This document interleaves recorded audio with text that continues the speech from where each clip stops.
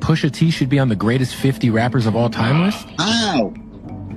What has he done? What has he done that puts him in the greatest rappers of all time besides talk about that he probably didn't get? That would be no Jim Jones if it wasn't for them guys. 1 hour later. It's good to hear you give Mase his flowers. I ain't giving no flowers. I love to hate because I'm a hater myself. This statement clearly explains why Jim Jones has recently experienced a downward spiral. It wasn't merely a performance when Pusha T and that camera met eyes. It was taking souls. From the spirit of repossession. Too much enamel covers your necklace. I buy bitches, you buy them sections. You buy watches, I buy collections. That man aimed every bar like a spiritual eviction notice and delved deeply into Jim's life, then followed the rudeness that caused backflips on the internet. Jim is fleeing the spirit of repossession, according to Pusha.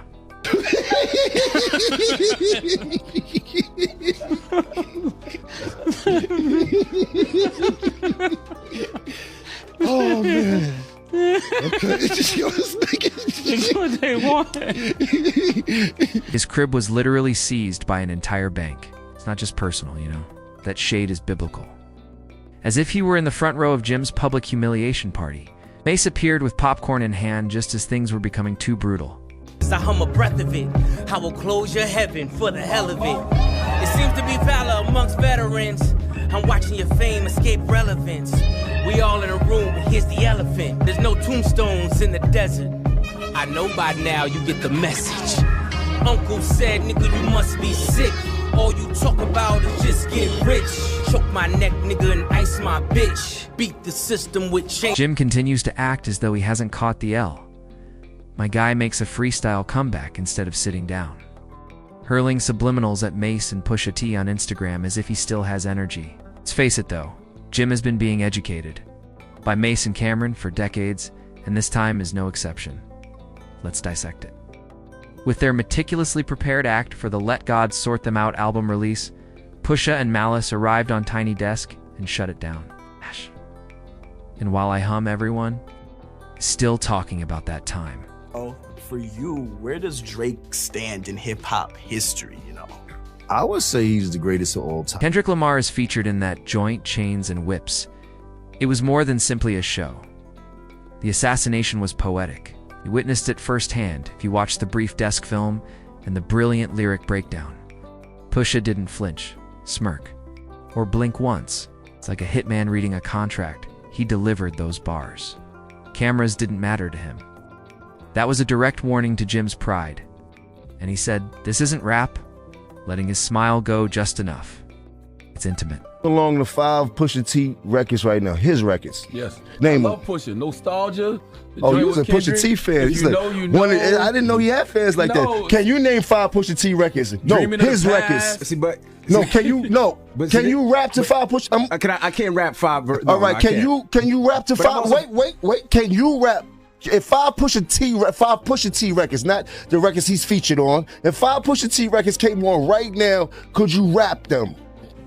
You could rap 5 Pusha T records?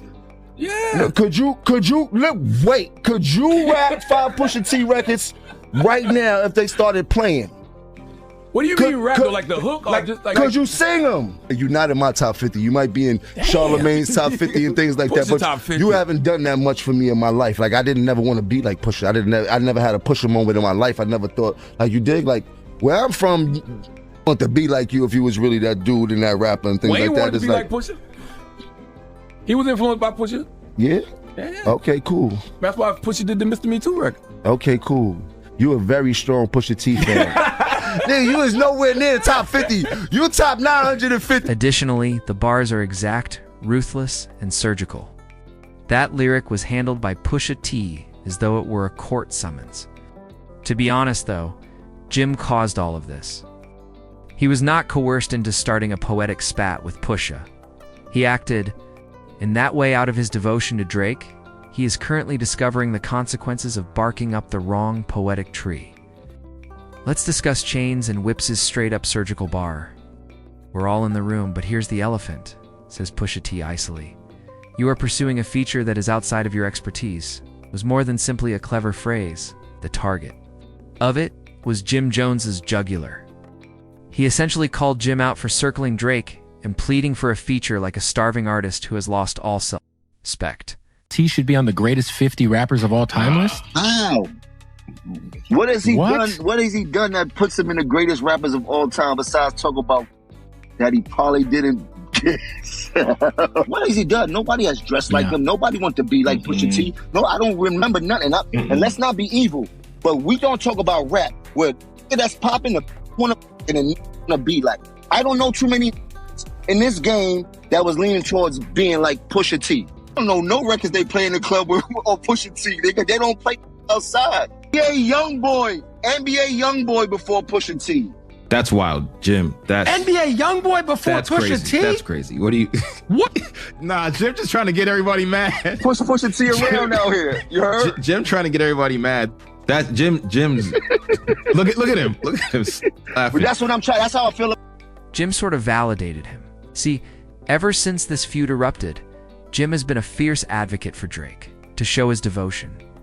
He suddenly transformed into Drake's personal pit bull and began barking at Pusha T nonstop.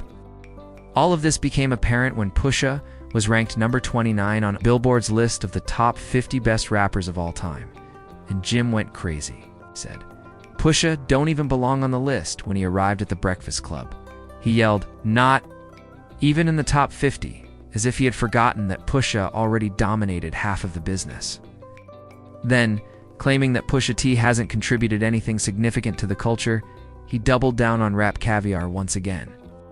Like what? But you know. What? How you doing, man?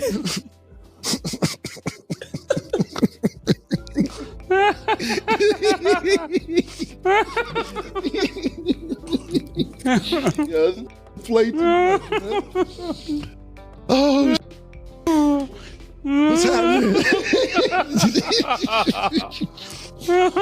Oh man, this is crazy, man.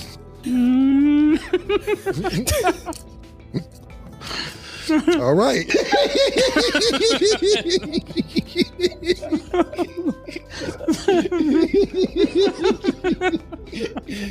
Oh man. Okay. It's what they want. Pusha has no intention of alternating between interviews.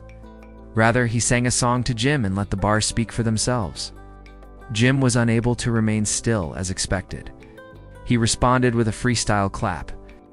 However, this is the turn of events that has everyone staring at Jim. 2 years ago, Yes. that freestyle was recorded. Yes. Clips was walking a Louis Vuitton runway to the beat of chains and whips when it initially surfaced. The very following day, Jim hurried out a freestyle after, somehow getting his hands on the rhythm, as if he had already begun preparing for meat. Additionally, that tiny desk clip went viral. Jim took that old freestyle out of the vault and shared it on Instagram along with a humorous message. I believed we had previously discussed this. Will require a larger desk. That one was too little petty. Indeed successful. Not at all. Because it appears like Jim is currently using rehashed punches to battle a lyrical heavyweight. This quickly became surgical, man. Throw down bars like a contract hit, and Pusha T. Jim Jones is still attempting to pretend that he was unaware. Of the smoke, one of Push's most icy statements. I don't tell stories. A live liver is what I am. Additionally, I still consider your brother a buddy. Funny? Yes. There was more than simply shade. It was a sentence disguised as an uppercut. This is where it becomes much more awkward, though. I watched Mase on cam and everybody around him. Wow. A bitch like all the time. You heard? Like I was there the whole time, but I was Cam's man. You heard? Is that I wasn't there for every single thing. Everybody Cam didn't like, I didn't like. And I already see how he was handling Cam, so I definitely didn't like him. You dig? And then I seen how much love Cam had for him and how Cam was jumping out the window for him, which a friend should. Like that, like being overprotective, making sure nothing happened. Like he was trying his best to make sure that Mase stayed as safe as possible, but Mase had got that money and lost his Get mine. Look through Jim's Instagram posts, comments. He's being roasted like Sunday food by his own fans. Someone said that you re-uploaded a disc from the previous year since you were so triggered and smoked. On a diet, he need to get his life together. He need to go to the doctor and get a physical. He looked terrible, bad body, back. Nigga look big around the neck, waist look crazy. I'm body shaming this. You heard? He need to go get his shit together, get on the treadmill, do some push-ups, do something. You heard? Especially for playing with me. He going. Another fell. Boasting about the enamel on your chains, he remarked. However, the one that had people yelling was envy that had developed into obsession. Man, give it up. You're getting there. And that just applies to the online community. Because once Mase and Cam became involved, well, it was over. Your man, like on the side, like in the side, just he was not a rapper at all. Right. So when Ballin' took place, and I'm looking and I'm going, oh, he having a moment. That's the Lloyd Banks. It's Lloyd Banks thing. He wanted that. He was watching them be that, like Mase be that, and Cam be that, and looked at, and it was finally he had one. Mm-hmm. And I just looked, and I knew I just took the shot, murder, to see, because I wasn't sure he was gonna go for it. Mm-hmm. But I was like, we like Jimmy better than you anyway, Cam. You gotta watch to see how he responds. And then you see, he like, oh shit, he really like that. Give me that, get me Jimmy. Yeah, tell him we want you at the show, Jimmy.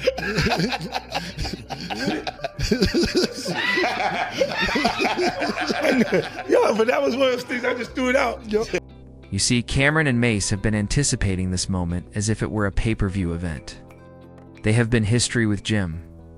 They thus made sure to provide popcorn when Jim began to falter once more. Mase's laugh, too. It wasn't your typical chuckle. That was a certified case of vengeance laughing in Harlem. Let's reclaim it. Jim, Mase, and Cam all grew up in Harlem, or so Jim claims. They were all members of the early rap group Children of the Corn in the 1990s.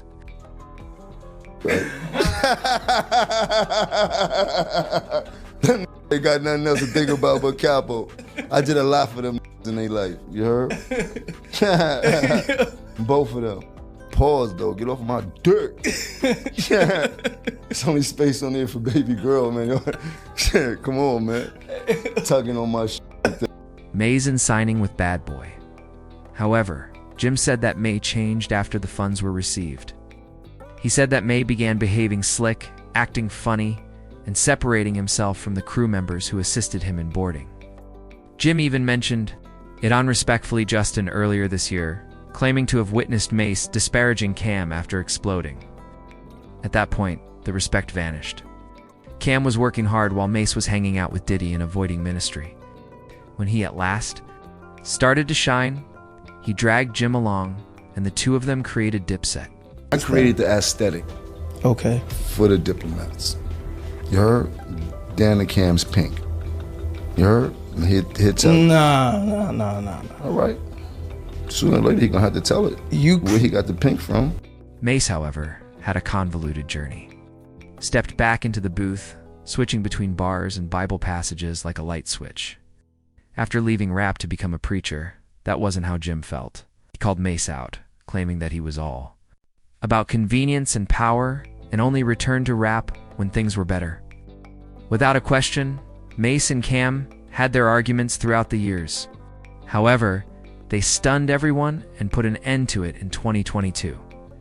They then collaborated on It Is What It Is. It's their viral sports program. Jim was as irritable as ever after that reconnection. His jealousy was nearly visible, and it was evident. Man began insulting Mase, acting carelessly during interviews, and even making fun of his appearance by claiming that he needed to follow a diet. However, Mase and Cam played chess rather than checkers. How did they respond then? 1000 petty level. They immediately asked 50 Cent, Jim's long-standing enemy, to appear on their show. Additionally, you are well aware of how messy Convo was. When Jim unexpectedly showed up backstage at a 50 Cent performance in 2007, Cam immediately demanded Mase explain why. At the time of Dipset and Gunnett's intense feud, You are from the Bronx, bro. You are not from Harlem. Why do you keep thinking that you are from Harlem, bro?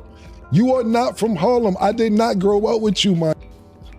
I did not grow up with you. Contrary to what you believe, I did not grow up with you. You are from the Bronx. Did your grandmother live? Did your grandmother live in Harlem? Yes. Did you come see her? Yes. Did I see you time to time? Yes. I did not grow up with you. And Cam wasn't done. When Jim tried to flex like he witnessed Mase sunning Cam back in the bad boy days, Cam shut that down real fast. He said Jim wasn't even there. He made it crystal clear. By the time Jimmy started showing up, Children of the Corn had already been making noise in Harlem. And Jim? Mase, myself, Big L, even though Mase and Big L on the same page, Bloodshed, my man Herb McGruff, we were super duper popping in the street prior to the internet. Everybody knew we was about to get a record deal. Everybody knew this, nigga. It wasn't no secret. Basically, you heard our freestyles. And you came up to me one day when I was chilling in front of the house, you said, and this word to my dead mother, yo, man, I heard the freestyles, y'all killing. Yo, you know my grandmother died. If y'all wanna come by and just hang out, y'all could, y'all more than welcome. You like, all right, Joe Mo, thanks. It didn't really make sense at the time because we like, yo, man, where's Joe Mo inviting us to his house for? Even though he cool. But it didn't make sense to be going to Joe Mo house. I never needed nowhere to stay. You act like your couch. You was a fan. You begged us. You are a fan. Come on. A fan. We didn't grow up with you. I am from 140. Cam understood precisely what he was doing when he dropped the inquiry. He appeared to have thrown up an alley-oop in anticipation of 50 Cent making a slam, and the man gave it a hard smack. It was a moment of pure Harlem gloom and setup. 50 didn't let us down either. Clowned Jim so hard that you could almost hear the rim breaking. You was so cool. And we was like, yo, Joe Mo's a nice guy. Mase like, yo, I think I'll teach him how to rap. Mase actually taught you how to rap. Literally. Literally. He taught you how to rap. You say it. Matter of fact, bring up the clip. Mase helped me learn how to actually learn how to rap. Mase taught me how to rap. Mase actually showed me, he was the first person to show me how to rap. Mase actually sat me down and showed me the magic to rap. We taught you how to rap. How you ran the whole organization. How you made Diplomat. You ain't make none of this stuff. You was a fan. I put you down. But the best part of this whole episode, those random cuts to Mase eating a bucket of popcorn and almost choking from laughing so hard. I didn't think it'd be a big deal because you make up with every nigga put hands on you. But I see the pattern now. If I agree to disagree with you and don't want to take it that route because they got some jank. Naturally, Jimmy was powerless to stop himself. Like a fish on a hook, he fell for the bait. The next thing you know, he's on Respectfully Justin, complaining about how 50 and Cam even dared to mention his name. Jim sounded tight, accusing them both of owing him large favors and attempting to portray him as having no bearing on their professional success. Then Jim became extremely audacious, like a brazen, deluded person, claiming to be the creative force behind the whole style of Dipset. He leaped out the window. Yes, he claimed to have been the inspiration behind Cam's whole ensemble, including that recognizable pink fur coat. Now come on. Cam wasn't going to put up with that type of crap, you know? Returning immediately to the program, Cam ripped Jim's entire Dipset origin tale to shreds. He stated unequivocally that Jimmy wasn't in any trouble with them, was not. One of Dipset's founding fathers, and he most certainly wasn't the style architect he believes he was. Cam claims that Jim arrived late. He wasn't the first day. Jim, he claimed, was never the core and was essentially a spectator on the sidelines, who was later lured in. Bad body, he looked like when they be like big, bad body, taco eating, stew. That's what he reminded me of. Slap the popcorn out of me. Let me stop. However, the bit that made everyone on the internet laugh. Mase is enjoying a bucket of popcorn while relaxing in the background.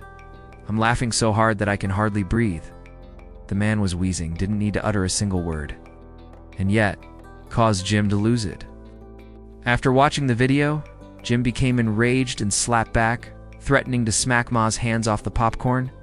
That's hardly a comeback, bro. In 4K, that is just frustration boiled over. this is where the story twist lies. Jim is not going to back down. He's getting ready to bring in the heavy guns. He is reportedly working with Drake on his next album, Iceman.